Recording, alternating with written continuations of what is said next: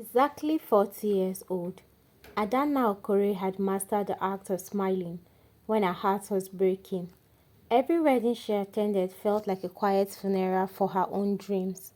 The music would play, people would dance, rice and stew would flow, and someone, usually an aunt with a voice sharp enough to slice a yam, would lean towards her and whisper, "You are next by God's grace." They had been saying that since she was 25. Grace, it seemed, had misplaced her address. Adana was not unlucky in life. She had a good job as a school administrator, a small but neat bungalow, and a reputation for kindness. Children loved her, parents trusted her, even the market women greeted her with a warm respect. But society had a way of reducing a woman's words to a single question: who is your husband? Are you married? And Adana had no answer. In her 20s, she had suitors, men who smiled too wild, promised too much, and vanished too soon. One said she was too serious, another said she was too independent. One even told her she was wife material, but married someone else 2 months later. Her 30s came quietly, like evening shadows. Friends who once giggled with her over suitors began discussing school fees and diapers prices. Invitation changed from bridal showers to naming ceremonies. She became Auntie Adana to children who weren't hers. At 35, the whisper started. At 37, the pity began. At 39, the pressure became unbearable. Her mother, once gentle, began praying aggressively for her. Every phone call ended with, "Any news?" Her pastor started preaching sermons suspiciously tailored to her situation. Even strangers felt qualified to advise her. "Lower your standards now. Men don't like women who are too successful. Just marry anybody before it's too late." Before it is too late? The phrase clung to her like damp clothes. 6 months after her 40th birthday, when hope had already begun folding itself away, a man named Emeka walked into her life. He appeared like an answer to a prayer she didn't remember praying. He was charming in that easy, practical way. He called her Adam in his voice smooth as palm wine. He laughed at her jokes. He listened when she spoke, and most importantly, he said the words she had waited for 20 years to hear: "I want to marry you." It happened quickly, too quickly, though she ignored the voice inside her, warning her. Within 3 weeks, he had met her family. Within 6 weeks, he was talking about wedding date. Within 2 months, he said something that should have startled her, but instead, it thrilled her. "My people are complicated. They may delay things, but I don't want to lose you. If we handle the bride price quietly, we can finalize everything fast." Adana hesitated. Tradition mattered to her, but fear mattered more. "What do you mean?" she asked. He sighed, looking wounded. "My father expects too much. He may frustrate us, but if we settle it ourselves, I promise I will formally present you later to my family." He held her hands. His voice softened. "Unless you are not serious about us." The sentence pierced her like a needle. Not serious. After 20 years of waiting. The next morning, she withdrew money from her savings account. Money meant for land, money meant for her future, money meant for security. She handed it to him, wrapped in a brown paper. "For the bride price," she said. He kissed her forehead. "You won't regret this," she believed him. The wedding came. There was no ceremony, no music, no family gathering, no celebration. Just a hurried registry visit, two witnesses he had brought, and a promise the real wedding would come later.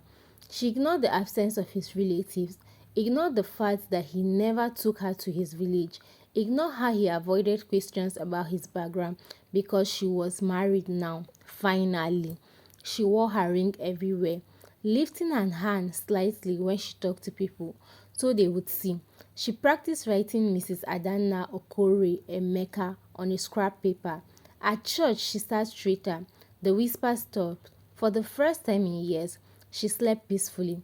For exactly 3 weeks, the first crack began to happen when he asked for money. Just a small loan. He asked, "Business issue. I will pay you back." She gave it. Then another request came. Then another. Soon his visits became shorter, his calls became fewer, his affections became thinner. One evening, she cooked his favorite soup and waited. He didn't come. She called, his number was off. She texted, no reply. She waited until midnight, then 2 a.m. that morning. 3 days passed before he finally called. I've been busy, he said casually. Don't start drama. Drama. The word tasted bitter in her mouth. It was not Emeka who revealed the truth. It was the internet. A colleague searching for someone else on social media stumbled on a wedding photo, a groom in a cream suit, a bride in lace smiling. The groom was Emeka. The post was dated 2 years earlier. The caption read, celebrating our second anniversary today. Adana stared at the screen until the letters blurred. No, she whispered. No, no, no. Her hands trembled as she dialed his number. He answered on the third ring. Who is she? Adana asked, voice shaking. Silence, then a sigh. I was going to tell you eventually. Her nails nearly gave away. You are married. No, no, no. It's complicated. Those two words broke something inside her. When she confronted him in person, he didn't even pretend innocence. Yes, I have a wife, he admitted, but I love you more. The shamelessness stunned her. You collected bride price from me. You offered it, he shrugged. She stared at him, realization dawning like painful surprise. He had never loved her. He had studied her, her loneliness, her desperation, and her fear of time, and he had used them like keys. The shame hurt more than the betrayal. She avoided church, ignored calls, stopped attending events, for which she lives like a ghost inside her own house, replaying every moment, every word, every warning sign she has silenced. But pain like rain does not fall forever. One afternoon, while sweeping her compound, she overheard two schoolgirls passing by. Auntie Atana is so nice, one said. Yes, the other replied. I want to be like her when I grow up. Adana froze. Be like her. Not married like her. Pitied like her. Judged like her. Admired. They admiring her? Something inside her shifted. That night, she stood before the mirror and studied her reflection, not as a woman society measured, but as a woman life had shaped. She saw strength, she saw kindness, she saw resilience, and for the first time, she asked herself a question she had never considered. What if my life was never missing anything? Months later, when people asked about her husband, she answered calmly, I married the wrong person, but I didn't lose myself. Some pitied her, some gossiped, some judged, but she no longer shrank under their walls because she had learned something many never do. Desperation is the most expensive bride price a person can pay, and she had paid it in full. Adana never married again, but she never begged for love again either. And that, she realized, was the richer blessing. Thank you guys. If you listen to the end, please don't forget to like, subscribe, and share with